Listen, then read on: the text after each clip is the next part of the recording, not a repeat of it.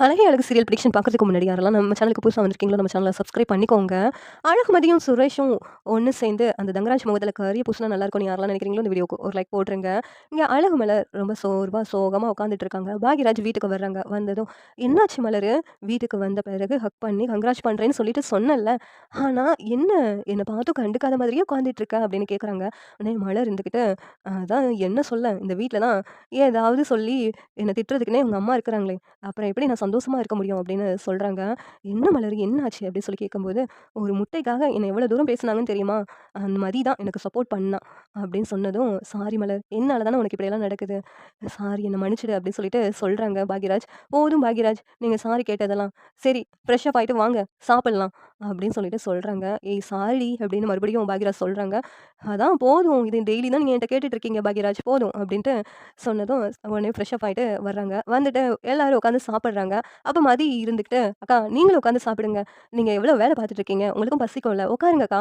அப்படின்ட்டு அவங்க சொல்றாங்க. "இல்ல மதி எல்லாரும் சாப்பிட்ட பிறகு நான் சாப்பிட்டுக்குவேன்." அப்படிங்கிறாங்க. எல்லாரும் சேர்ந்து சாப்பிடணும்னு சொல்லி தானே இந்த வீட்ல கண்டிஷன்லாம் சொன்னீங்க. அப்படி இருக்கும்போது நீங்க மட்டும் சாப்பிடாம தனியா எப்படி இருந்தா? உட்காருங்கக்கா அப்படின்ட்டு சப்பாத்தியும், முட்டையும் சேர்த்து வைக்கிறாங்க. "எதுக்காக மதி எனக்கு முட்டைய வைக்கிற?" அப்படின்னு சொல்லி கேட்கும்போது, "அக்கா நீங்க சாப்பிடணும்க்கா. சாப்பிடுங்க. உங்களுக்கு சேர்த்து தானே பண்ணோம்." அப்படின்னு சொல்லிட்டு மதி வந்து சொன்னதும், மலரும் உட்காந்து சாப்பிடுறாங்க. இத பார்க்கும்போது, இங்க அ பாக்யராஜ் ரொம்ப சந்தோஷப்படுறாங்க. மதி வந்து மலருக்கு சப்போர்ட் பண்ணி பேசுறான்னு சொல்லிட்டு. அழகுமதி, அழகு மலர்கிட்ட பேசுறதெல்லாம் சுரேஷும் பார்த்துக்கிட்டு இருக்காங்க. உடனேவும் இங்க எல்லாரும் சாப்பிட்டுட்டு ரூமுக்கு தூங்க போறாங்க. அப்ப அழகுமதி இருந்துட்டு உட்காந்துட்டு இருக்காங்க ரூம்ல. சுரேஷ் வர்றாங்க. வந்ததும் மதி சுரேஷ் கிட்ட, "இங்க பாருங்க, நாளைக்கு காலையில இன்னைக்கு மாதிரியே தான் நான் ஜாக்கிங்லாம் போவேன். யாரும் என்கிட்ட எந்த கேள்வியும் கேட்கக்கூடாது. அப்படி கேட்டாங்கன்னா, நான் சும்மா இருக்க மாட்டேன். பெரியவங்கன்னு மரியாதை குடுத்து தான் நான் பேசிக்கிட்டு இருக்கேன்.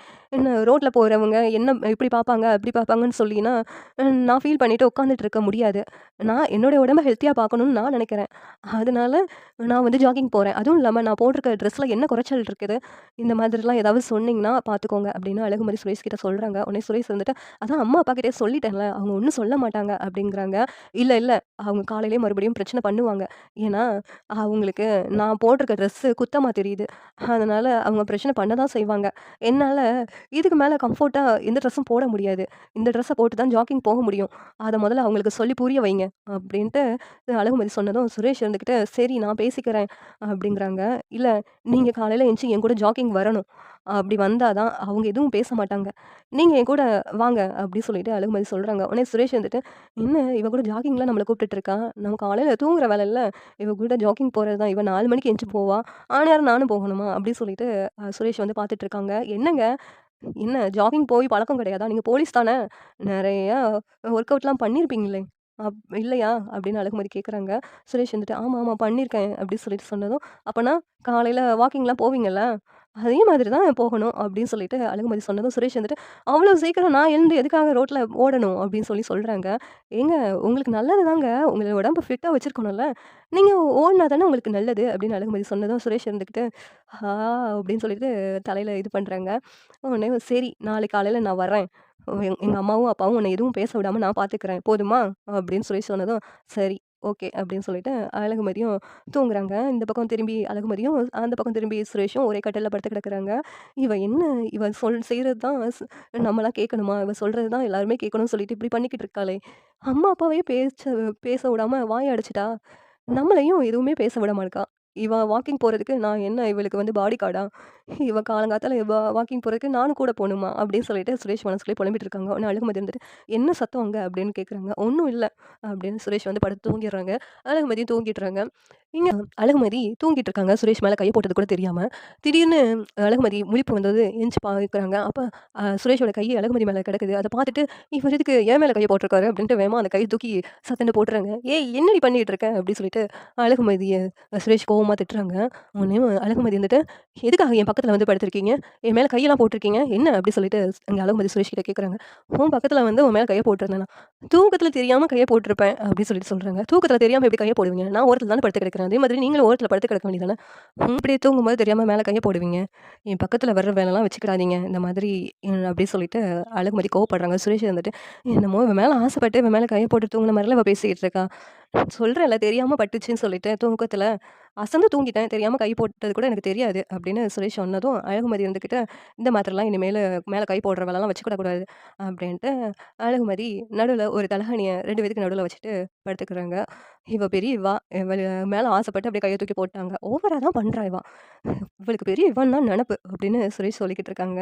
உடனேவும் அழகுமதி இருந்துட்டு, "இங்க பாருங்க, இந்த இத தாண்டி நீங்க யாரும் வரக்கூடாது. இங்க தான் நீங்க வந்து இங்க தான் தூங்கணும். இத தாண்டி வரக்கூடாது." அப்படின்னு சொல்லிட்டு அழகுமதி சொன்னதும், சுரேஷ் கடுப்பாயிட்டு, "இவ என் ரூம்லயே வந்து படுத்துட்டு, என் பெட்டுலயே படுத்துட்டு, என்ன ஓவரா இது பண்ணிட்டு இருக்கா?" அப்படின்னு சொல்லிட்டு கோவமா இருக்குது உள்ள. ஆனா வெளிக்காட்டாம இருக்கிறாங்க. காலையில விடிஞ்சிருது. அழகுமதி ஜாகிங் போறதுக்காக கிளம்புறாங்க. அப்ப சுரேஷ் எழுப்பி விடுறாங்கங்க. சுரேஷ் எந்திரிக்கவே மாட்டுக்காங்க. உடனேவும் தண்ணிய மேல தெளிச்சு விட்டுறாங்க சுரேஷ் மேல. "எழுந்துருங்க. நீங்க தான் சொன்னீங்களே காலையில என் கூட ஜாக்கிங் வரேன்னு சொல்லிட்டு. எழுந்துருங்க." அப்படிங்கிறாங்க. "தூக்கம் வருது. ப்ளீஸ் என்ன விட. நீ போயிட்டு வா. அப்பா, அம்மா எதுவும் சொல்ல மாட்டாங்க." அப்படிங்கிறாங்க. "இல்ல, இல்ல. நீங்க வரணும். நீங்க வாங்க." அப்படி சொல்லிட்டு சுரேஷ கூப்பிடுறாங்க. அந்த தூக்கத்திலேயும் சுரேஷும் அப்படியேவும் எந்திச்சு வர்றாங்க. வந்ததும் இங்க அ அழகுமதி ஜாகிங் கிளம்புறாங்க. ஷூ எல்லாம் போட்டுட்டு. அப்ப அழகுமதியோட அம்மாவும், அப்பாவும், "ஜாகிங்லாம் நீ போக வேண்டாம். இங்க வீட்லயே இருக்க பாரு.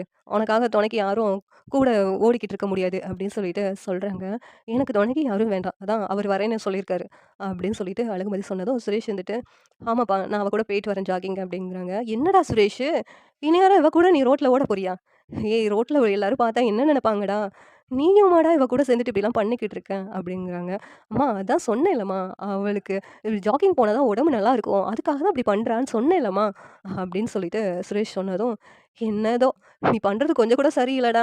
கட்டின பொண்டாட்டி 1 வாரத்துல உன்ன மாத்திட்டா." அப்படிங்கிறாங்க. அழகுமதி வந்துட்டு, "நான் யாரையும் மாத்தல. நான் ஜாகிங் போறது உடம்புக்கு நல்லது. அதனால ஜாகிங் போறேன். இப்ப உங்க பையனும் ஜாகிங் போறதுக்காக என் கூட வராரு. அவர் உடம்புக்கு தான் நல்லது. இதுல என்னத்த நான் யார மாத்தணும்? யாரையும் நான் மாத்தல." அப்படின்னு அழகுமதி சொல்றாங்க. "இங்க பாருப்பா, உங்க வீட்ல பெரியவங்க சொல்றதெல்லாம் யாரும் கேட்கக்கூடாதுன்னு சொல்லியிருக்காங்களா?" அப்படின்னு கேட்குறாங்க. "அதெல்லாம் பெரியவங்க சொல்றதெல்லாம் மரியாதை குடுக்கணும், எல்லாம் கேட்கணும்னு தான் சொல்லியிருக்காங்க. ஆனா, இங்க பெரியவங்களே சரியில்லாம இருக்கப்போது, நான் எப்படி நீங்க சொல்றத கேட்க முடியும்? யார் என்ன தப்பா பார்ப்பாங்க? அப்படி தப்பா பார்த்தா எனக்கு தெரியும். அவங்களுக்கு என்ன பதில் சொல்லணும்னு எனக்கு தெரியும்." அப்படின்னு அழகுமதி சொல்றாங்க. "இங்க பாருங்க, நான் ஜாகிங் போறதுல என்ன தப்பு இருக்குன்னு எனக்கு தெரியல. அதுல தப்பு இருந்தா நீங்களேவும் வச்சுக்கோங்க. எனக்கு நல்லது மட்டும் தான் தெரியுது." அப்படின்ட்டு அழகுமதி, "வாங்க போகலான்னு" சுரேஷ கூப்பிட்டு கிளம்புறாங்க ஜாகிங்க்கு. அழகுமதி ஓடுறாங்க. இங்க சுரேஷ் வந்துட்டு, "காலையில விடிய காலையில எவ்வளவு ஜாலியா தூங்கிட்டு இருப்பேன். இவ வந்து என் தூக்கத்தையே கெடுத்துட்டா. நிம்மதியும் கெடுத்துட்டா. இப்ப ஏன் எங்க அம்மா, அப்பாவையே எதிர்த்து பேசுறா. நானே எங்க அம்மா, அப்பாவுக்கு பயந்துட்டு எதுவுமே பேச மாட்டேன். ஆனா, இவ எங்க அம்மா, அப்பாவு சொன்னது எதுவுமே கேட்காம, இவ அவ இஷ்டத்துக்கு எல்லாமே பண்ணிக்கிட்டு இருக்கா. இவ சொல்றதையே எல்லாத்தையும் கேட்க வச்சுட்டா." அப்படின்ட்டு இங்க சுரேஷ் வந்து புலம்பிக்கிட்டு இருக்காங்க. அ உடனேவும், "நீங்க ஜாகிங் ஓடுவீங்கல்ல?" அப்படின்ட்டு அழகுமதி கேட்குறாங்க. உடனே சுரேஷ் வந்துட்டு, ஓடுவேன், ஓடுவேன்." அப்படின்னு சொல்லிக்கிட்டு இருக்காங்க. இதெல்லாம் பார்த்துட்டு இங்க அழகுமலர், "பரவாயில்லையே! மதி அப்படியே சுரேஷ் கட்டுக்குள்ள வச்சுக்கிட்டா. அப்படியேவும் சுரேஷும் மதி சொல்றதையும் அப்படியே கேட்குறான். பரவால்ல, பரவால்ல. சுரேஷ் அப்படியே மதியோட கண்ட்ரோல்ல இருந்தாலே நல்லது தான். அந்த தங்கராஜ் அண்ணன் பேச்ச கேட்காம மதி பேச்ச கேட்டாலே அவன் நல்லா வந்துருவான். இனிமேல் அவன பத்தி கவலைப்பட தேவையில்ல." அப்படின்னு சொல்லிட்டு இங்க மலர் சந்தோஷப்பட்டுட்டு இருக்காங்க. இந்த சீரியல் எப்படி இருந்தா நல்லாயிருக்கும்னு நீங்க நினைக்கிறீங்கன்னு கமெண்ட் பண்ணுங்க. இந்த வீடியோ பிடிச்சிருந்தா லைக் பண்ணுங்க, ஷேர் பண்ணுங்க, சப்ஸ்கிரைப் பண்ணுங்க. Thank you.